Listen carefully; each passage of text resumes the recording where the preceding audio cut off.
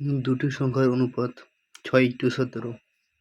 বৃহত্তম সংখ্যা ক্ষুদ্রতম সংখ্যা অপেক্ষা 55 বেশি হলে সংখ্যা দুটি কী কী? তাহলে বলছি দুটি সংখ্যার অনুপাত 6:17 আর বৃহত্তম সংখ্যা ক্ষুদ্রতম সংখ্যা অপেক্ষা 55 বেশি হলে 55 বেশি হলে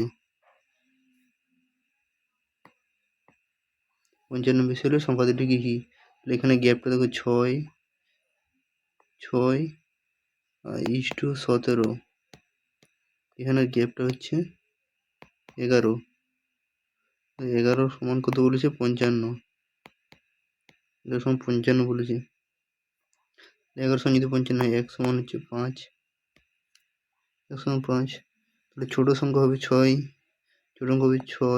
গুণিত 5 সমান হচ্ছে 30। আর বড় সংখ্যা হবে 17 গুণিত 5 হচ্ছে 85। উত্তর হবে 30 আর 85। উত্তর হবে অপশন বি। অপশন বি হচ্ছে সঠিক উত্তর।